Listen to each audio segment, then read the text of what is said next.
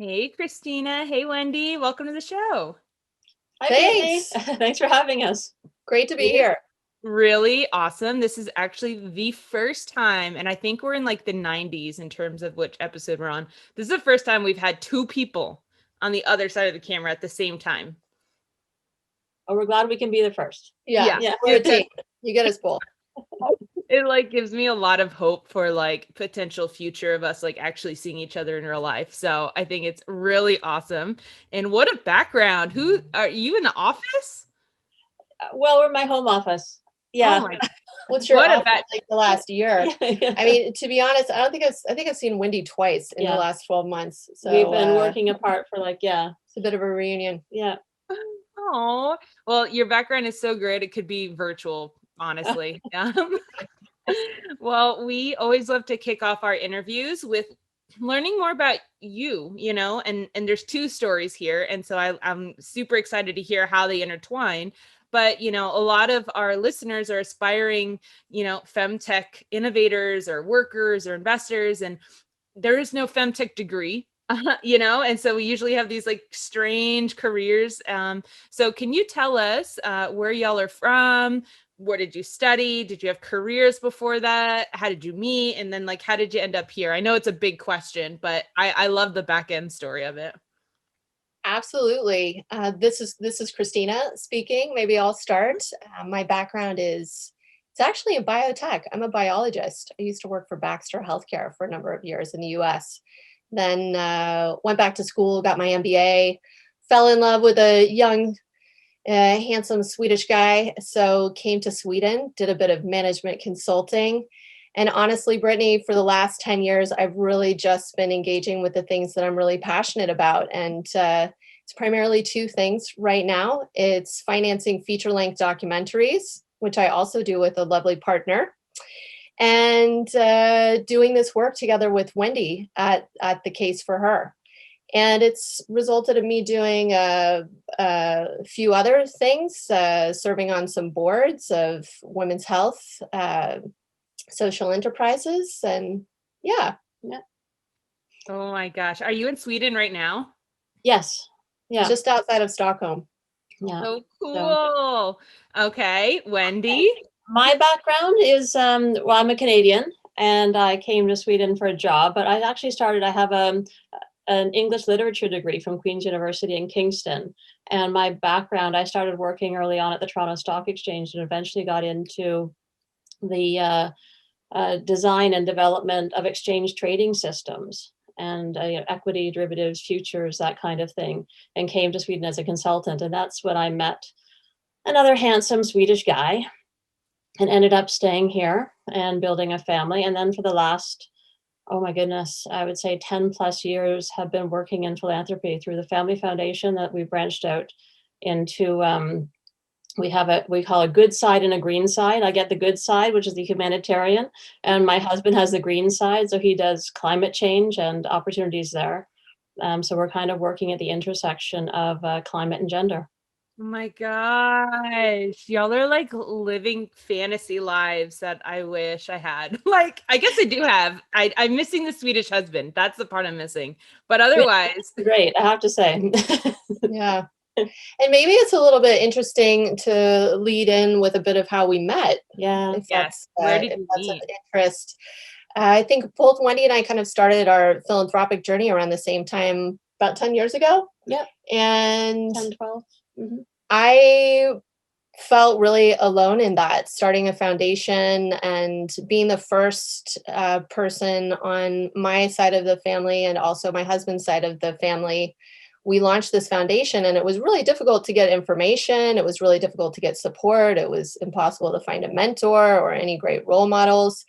And so I made this crazy decision to just get out of the office. And I booked 30 meetings around Stockholm with like Amnesty and Human Rights Watch and UNICEF, and also these like really small kind of NGOs. And I asked them all the same question. I said, what are the largest challenges facing the globe today and which ones are ripe for change? And out of those 30 conversations, I think maybe 3 were engaging and interesting where they attempted to answer the question.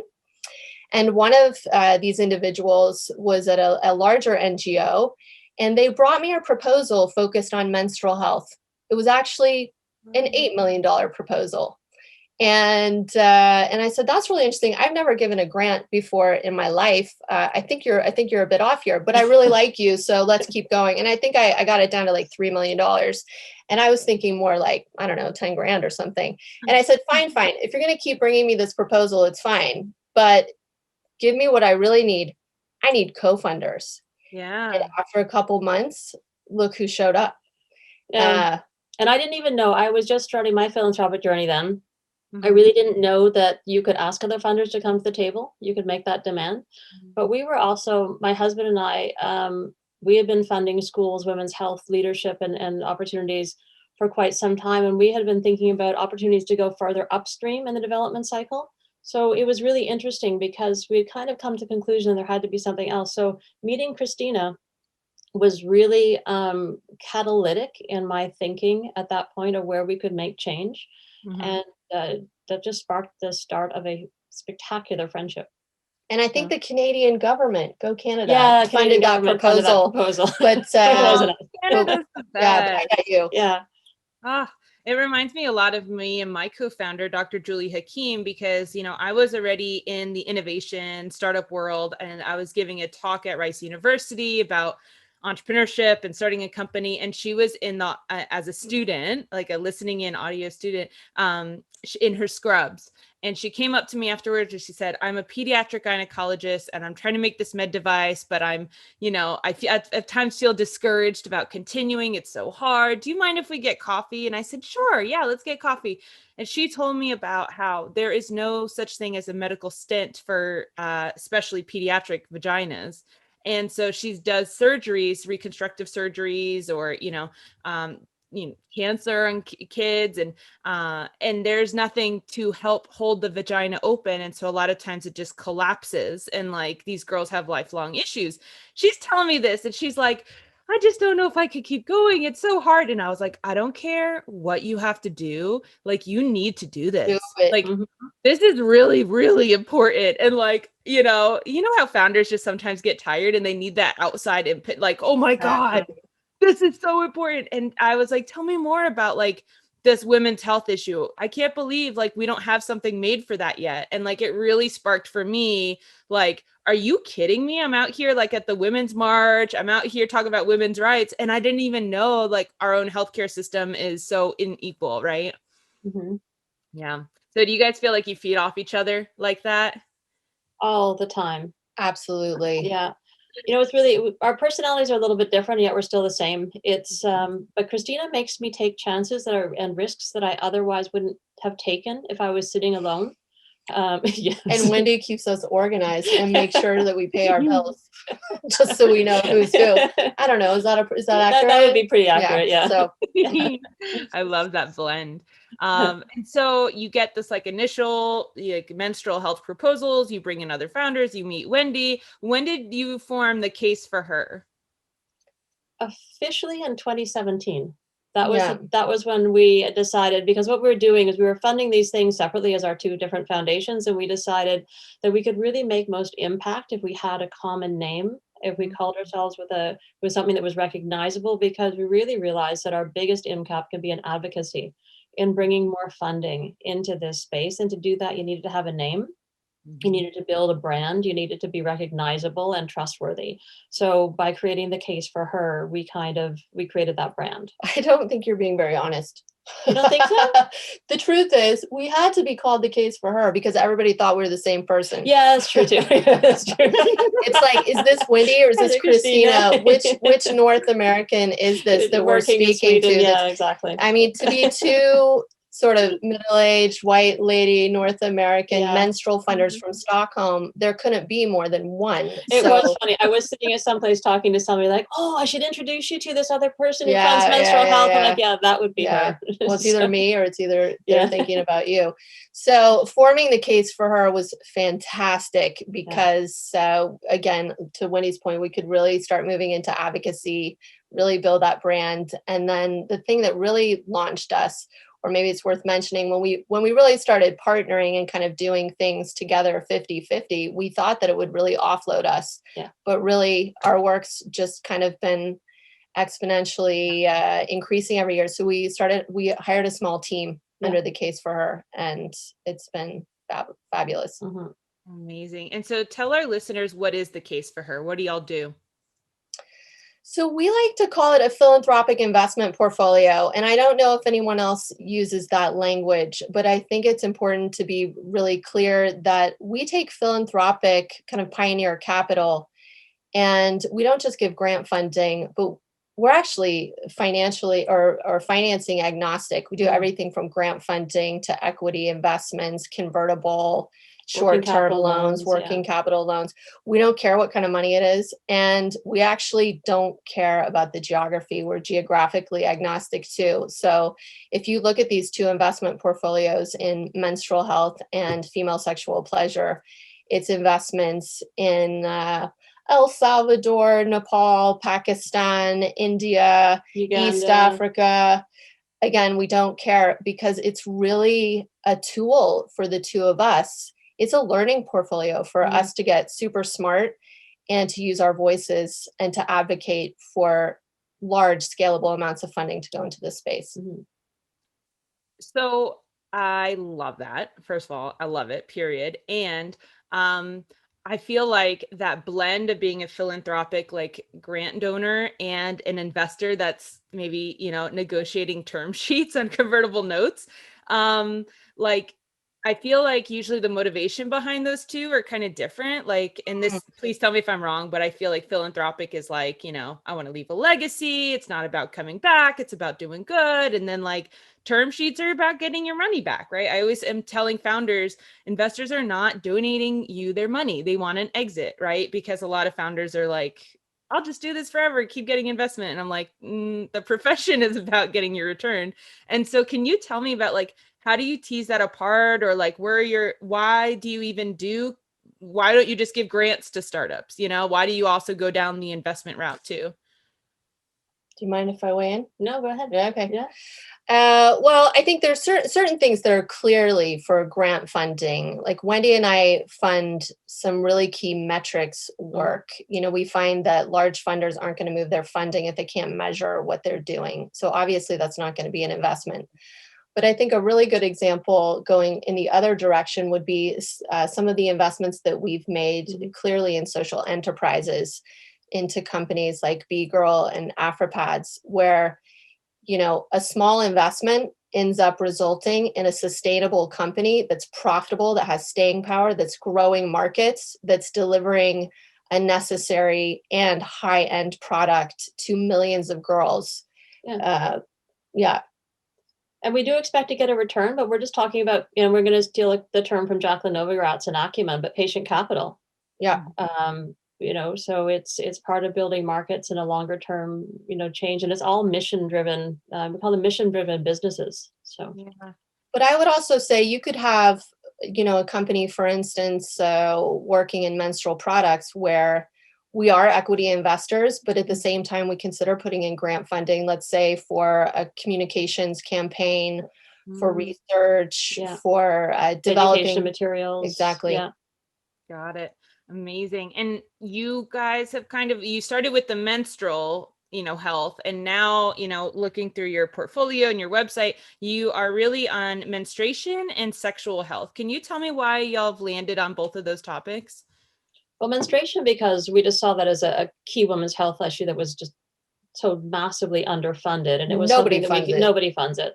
And yet it's really important as a key stepping stone to so many other things later in a menstruator's life. Like, you just kind of know that it goes into empowerment, it goes into mobility, and it goes into education and employment, and gender equality. So it's health. kind of widespread.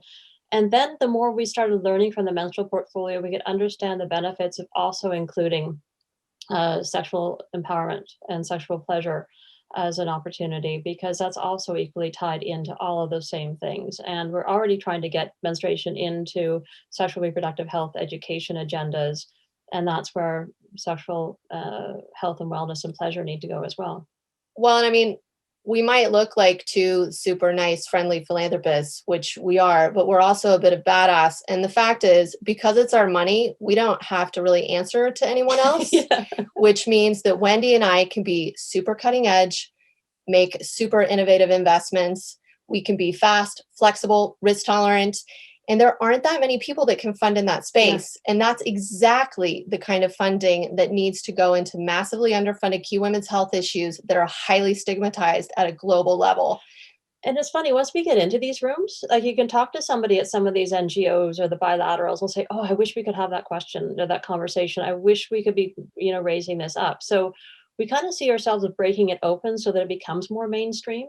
Providing evidence that it is impactful and important. De-risking situations so that other organizations can walk in afterwards and take it further.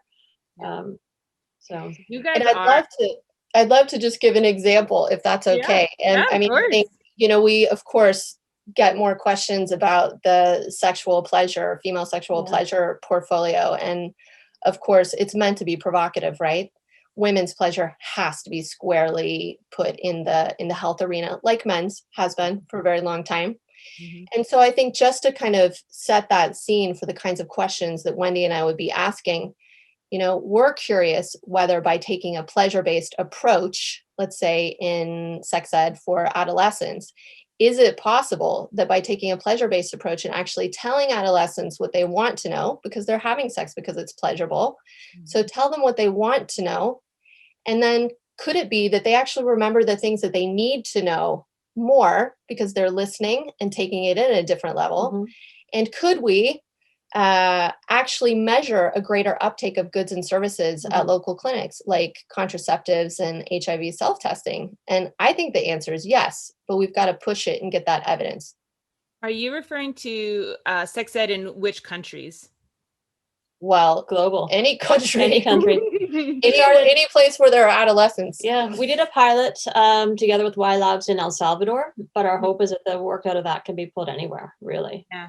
Because I know all different countries and cultures are starting at different baselines of sex ed, right? So I lived in France for a year as a teenager, and one of the houses I lived in, the family had a 9-year-old boy, and he had this little book on like, what is puberty? And it had like penises in it. And I was like, oh my God, like as a 17-year-old girl, like reading it for myself, like, yeah, oh my God, yeah, do tell.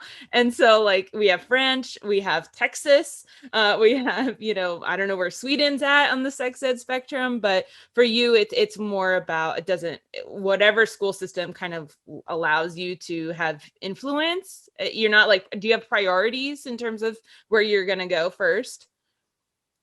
No. Yeah, I think that evidence is globally relevant. Mm-hmm. And of course, I'm American. And when I think that, maybe I'm off by 1 or 2, but if it's only 13 states in the United States that require comprehensive sex ed that's based in facts. Yeah. Yep. So, I mean, don't have to look very far. No. Can you tell us about some of your portfolio, whether they be, grant recipients or investments? I just want to hear some of the names of some of the, programs you've supported. Well, do you want to start with, we have the businesses.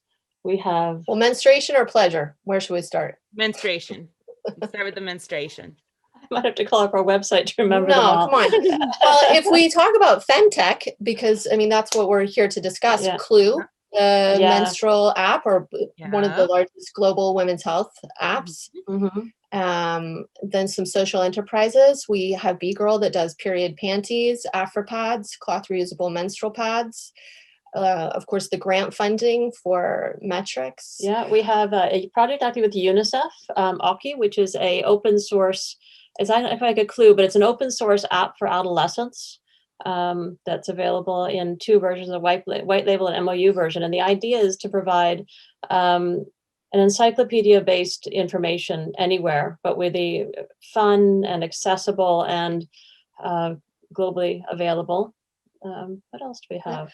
Then we had a large project and partnership with a big NGO called PSI, Population Services International. There's a fabulous collective there called Maverick Collective that's been around for about 5 years. And it's a group of about 25 women that commit to funding a women's health project for 3 years. And so we did a really edgy one. We did one of PSI's first ever menstrual health projects in Nepal. Or even though it was women's health, it was the first menstrual one. Yeah. Which is different now. They've been now they've really mainstreamed it. But that we were really pushing the envelope, funding such a large menstrual health project and applying human-centered design, so HCD, which of course a lot of the listeners probably use for product development in the health tech space. We've invested in Sustain, that's an American company delivering. We loved that because they sort of crossed that aisle, menstrual products and sexual health products, everything from pads and tampons and lubes, and I think one of the healthiest condoms designed for the vagina. We do some really offbeat things as well. DNAD is one of those things that we do that's a little bit different. DNAD is a design and art direction competition that's held every year. And for the last few years, we've supported a brief that goes up, and the briefs are really interesting. The first year we did Breaking Global Menstrual Stigma in partnership with McKinsey Design. They did some great work with us on that Nepal project. Yeah. And then the next year we did sexual pleasure, and we partnered with Teen Vogue last year. And this year we're partnering with Refinery 29 and doing menopause. These are big names. They're big names, and the projects are really exciting because it's a really good way of changing social behavior and introducing new concepts into the design community, who will take these things throughout their creative careers and move them forward. Or mainstreaming those issues. And I think it's probably the most scalable thing in our portfolio, although also the most fun. These briefs get downloaded. I think we've probably had over 70,000 downloads of our briefs in over 120 countries now. And as you know, because I think you came to our demo day actually for the we shared some of your briefs in our community and stuff. Yes, loved it. Speaking of Teen Vogue and Refinery 29, do you ever get into conversations with them about like how can we change policies so that we can say vagina in articles and stuff? Do y'all ever get into conversations like that or have opinions on it? Absolutely. We have a lot of opinions about that. And we do most of the talking through this incredible new organization called the Center for Intimacy Justice, which has been founded by Jackie Rotman, and precisely answering these questions that you're asking and trying to figure out how to really change the situation. And, I think one of my favorite stories to really explain the challenges, which you're very aware of, are the story of the founder, Polly Rodriguez, of Unbound, kind of the struggles that she went through, which led to her starting that company and then figuring out how to do it in this context where, as a female entrepreneur starting a sexual wellness company, could not open a bank account, could not advertise, could not do transactions and payments, and kind of just really, I think it's an incredible story, kind of outlining the issues. And Jackie Rotman at the Center for Intimacy Justice really believes that the place to start is, it's not necessarily laws and that kind of like legal policy. It's actually internal corporate policies on doing business. So it's going to take changing the minds of the leadership on that. That was something I had always wondered, was like, is the censoring of, using actual red liquid on a, pad commercial, like, is that a law on like the Congress, like government level, or is that an internal, like someone is uncomfortable at the production place, and like internal. It's internal. It's internal. It's some kind of internally enforced moral code where somebody decided that other people would be uncomfortable. The vice clauses and women's health tends to, in these areas where we fund, falls under the vice clause. Yeah. Well, speaking of vice, so can you tell us some about your sexual health? It's kind of a newer one, right? You've been doing menstruation longer. So tell me about some of the projects you're excited about in your sexual health portfolio. Well, we absolutely invested in Unbound with Polly Rodriguez. I think we read a newsletter actually that was put out by The Helm in New York. It's an investment fund funding only female-led, female-founded companies, and they put out a newsletter focused just on pleasure. Yeah. And Polly was profiled in there, and I think it just set us spinning. Mm-hmm. So we have that, and then of course Sustain, which we already mentioned. We do a lot of grant funding to the Pleasure Project. Well, not a lot of grant funding, but they are a recipient of some grant funding because they do spectacular work in defining pleasure and then using the evidence-based in pleasure to see that it tracking towards improved sexual reproductive health outcomes further down the line. And they're really experts that are called across the field. And we will be working together with them in other projects. What we do is try to network our projects together when we can, so that we get maximum benefit out of the investments or the grants that we're making. Yeah, no, absolutely. I mean, that's the smart thing to do. And what I love about Femtech is that we're so collaborative. I've worked in a bunch of different industries, and I've never found an industry that is like, hey, everybody, I'm really good at this. Like, I need that. Can we trade? Like, like, what are you working on? What am I working on? And we all know, like, the bigger purpose here is women's health. It's, that's the real purpose here, why we're here. I think I just have to bring up something else that I know that we're both passionate about. One of our other investments was actually with vulvodynia and vaginismus. Yeah. And I, for instance, listened to your session with High Ivy. Mm-hmm. We've also invested in a company that's addressing vaginismus called Aquafit. That's definitely in the portfolio. Yes, I saw their website. Very interesting. I feel like there's some paradigms about how we treat stuff. And then I see like the Aquafit and I'm like, oh yeah, like let's think outside the box on solutions. Yeah. It's kind of how I felt about them. So what about Reformation Ventures? Oh, we've made an early investment in a new VC fund on the West Coast in the US. Actually, it's a partnership with Healthy Pleasures Group in London. We've put in some initial capital and it's been placed in Dame.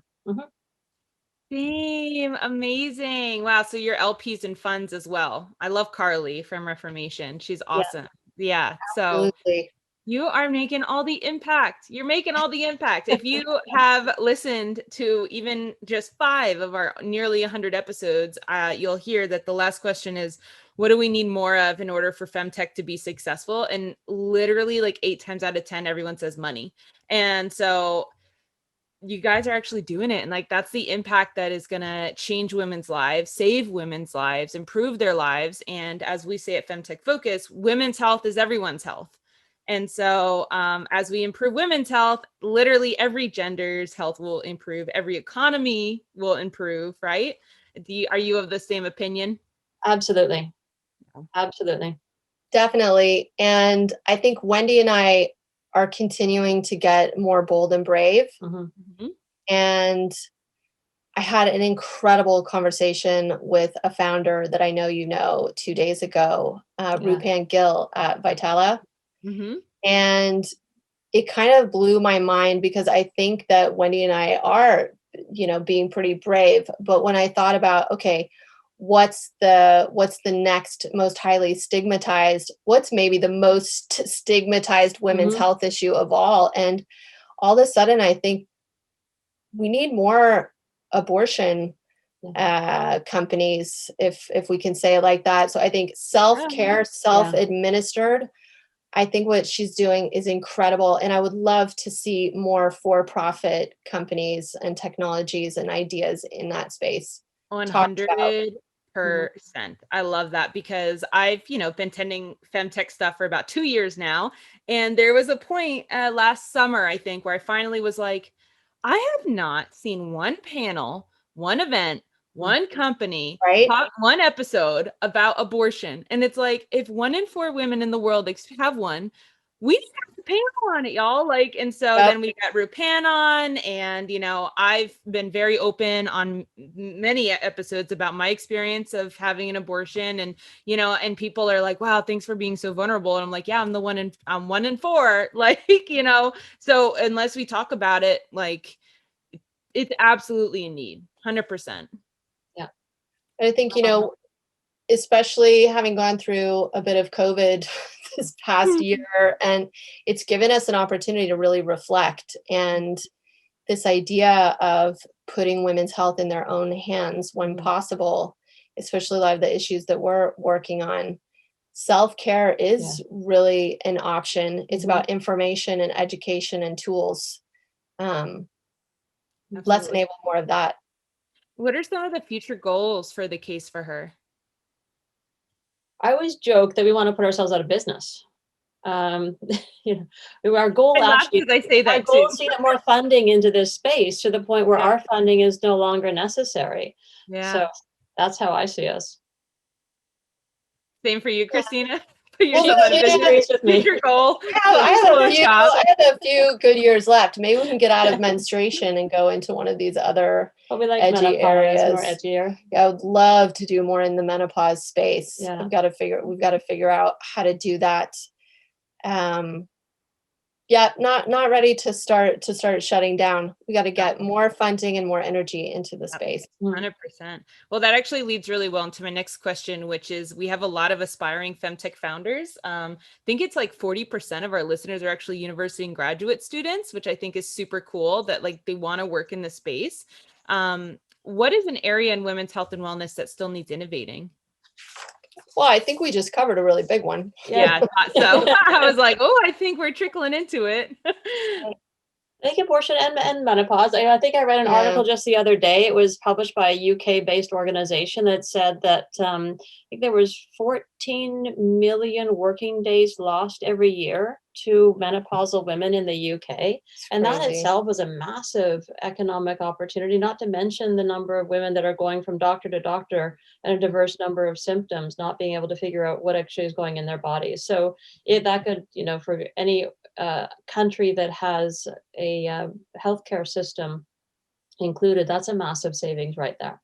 So I think and we're not done with menstrual health and sexual pleasure. I mean, we're just getting started. We need a lot more innovating in all of these. Any highly stigmatized women's health issue, I think you've got a market and opportunity. It hasn't been funded. And there's two sides. There's there's the product side, but then there's the social behavior change side, and those are marketable opportunities. Let's mainstream this stuff. Yes. For menopause, it's just a question I have for you on your opinion.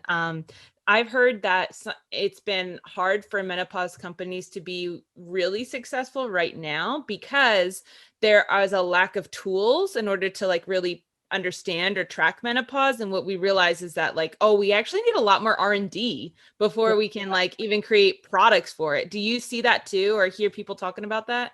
It's absolutely true. I had a long conversation with someone earlier this week about that's addressing menopause in the US. And she said there's only ever been 2 longitudinal studies that have done including women as young as 35. We know a bit about menopause after a woman's not having a period anymore. That has to stop being the definition of menopause. There's this other thing, perimenopause, which lasts for like 10 or 15 years, called the menopause transition. And we don't know anything about that. There absolutely needs to be research and studies. Yeah. So is it wise then for us, and I'm asking for myself, I'm just asking you like a friend here, like, is it wise for us to encourage people to start menopause companies if like the data doesn't exist for them to like build things on? What do you guys think? I guess it depends at what stage. I mean, you can always identify. It depends on what need you're trying to satisfy. If your company is based around, dealing with this experience of sweats, right? Then you can, create a product around that or deal with that or measure it somehow.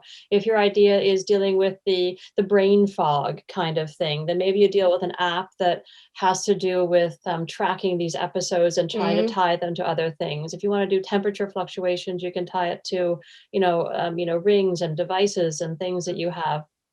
So it's, I think it depends because menopause is so widespread. The symptoms of perimenopause are, if you picked up on sections of those, then you could still, you could actually add to the evidence base, which is, what Clue was doing with the work that they're, it's not just an app, it's one of the world's largest data collection opportunities for menstruation. So if you start building something for menopause that also contributes to knowledge, then you could be, doing two things at once. 100%. I think that in the entrepreneurship innovation world, we are still finding marketplaces and like comprehensive big things like to be the sexy thing to go after. Like we'll just solve all the problems all under one app or one website or whatever, right? And I feel like sometimes it's just such a big bite to bite, like that is just so huge. And if menopause lacks research in terms of the whole marketplace, that is the experience of peri-menopause, post-menopause, right? Maybe anyone going for the marketplace thing is going to have a bigger trouble. And maybe we need to get more successes that are just targeting hot flashes or just targeting, not sleeping well or whatever. And then maybe we can combine them later. Yeah. I'm just brainstorming with you. I wish we had a race board. with a focus on identification and tracking and information. I mean, all of these areas that we're working, that we've discussed in this past hour, it's all about education, right? It's all rooted in information. I think what happens with menopause in particular is you don't realize it until after the fact. Like, oh, that's what that was. Yeah, right? 10 years ago. From that. You want to start doing it so you're informed prior to experiencing these things, so that you walk into it with your eyes open and you have a completely different experience about it. Yeah. As well as having a tool set that's available to you. Well, hopefully the first conversation that you have about menopause doesn't have to be when you get it. Right? I mean, that's the issue. When you're going for a walk with a girlfriend and you're saying, oh, I've been so down lately, or, everything. And then she's like, oh, yeah, well, have you considered? And like, oh, shit. Yeah, that's what it is. That manual, that chapter of our manual of how women's bodies works. Like somebody just was like, oh, nah, we'll just leave that out. Crazy. Our last question for you, and I kind of alluded to it earlier. We'll see what your answer is, but what do you think the femtech industry as a whole needs the most right now in order to be successful? Other than money. Other than money? Other than, you can say money, but yeah, usually the answer people give is money. It needs it all. It needs it all. I'm going to say research, but that's, we've touched on that. We know it needs money. It needs recognition, right? It needs an opportunity. And again, it goes back to finance, realizing that these issues are worthy of being looked at because this is a population that's worthy of equality. We need a few very successful companies and exits, right? Yeah. To just establish this in a language that the money understands would be my. It's really, this is all about women's equality. And it's so frustrating that we need to frame it as an economic opportunity. But that's the way it is. The language that a lot of people speak in, right? Yeah. So my experience is that when I started to get into femtech, I was like, man, if we only had an exit. And then I started Femtech Focus and I was like, oh, wait, there's an exit. That's an exit. Interviewed you had an exit. So I started to make this Google sheet. I have way too many, but up to now I have a Google sheet of our femtech exits and we're up to about 36. Wow. Yeah. And of the 36, we have about 5 that are over $1 billion.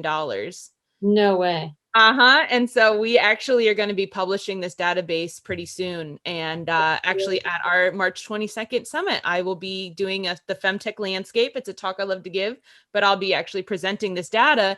Right. But my question is, why the hell has nobody else ever done this? And I have this amazing intern who's actually calculating like average years of, till exit, average return on investment. Like we're going to be like publishing these graphs and stuff, which is like super basic math, but it's like nobody made the sheet. Nobody made the list, just like the Femtech database. PitchBook and Crunchbase don't have that as a tag. And so when I try to say how many femtech companies there are, I don't know. So I start Google Sheet. We're up to like 750 femtech companies in that sheet, That's really so what cool. can we do? What can Wendy and Cristina in the Case for Her do to contribute to changing the scene? Well, I guess I'll say it on the podcast. We are a 501c3 nonprofit, so I guess like we can work together on that. But also like just sharing it too, because one of the things is going to be like, we are trying, and I'll share this on the podcast. We are new, right? I started Femtech Focus 1 year ago. We're currently in February 2021. I started it 1 year ago. And so what I find is that I talk to really big pharmaceutical companies, really big corporations that are like, this is amazing. This is amazing. Just exist for at least 2 more years. And then we'll partner with you, because then it'll be like a safer bet for us, which I can totally appreciate. And at the same time, I'm like, I won't be here in 2 years though, if you don't support me now. Right. And so, I guess now I'm turning this into a mentor session, but like, that's been my experience so far of like, they say, prove yourself and stay around a while, because you only have so much PR to give out, Yeah. Yeah. So how can you guys help? Tell these people that we are the real deal, listeners. If you work at Deloitte, if you work at Johnson & Johnson, if you work at anywhere that has any budget. Femtech Focus, it's the real deal. Yeah, just bring it up in all the meetings, okay, y'all? Just let them know we're really real. Oh my gosh. Well, this has been seriously so much fun. Do you have any parting words for our listeners on the Case for Her, and anything like what is the legacy, your final message? What's the thing you want to give out to everyone? Well, we have an idea who the audience is. So I would just say, thank you for doing what you're doing, audience. Keep doing what you're doing. It's important work and it's making a difference.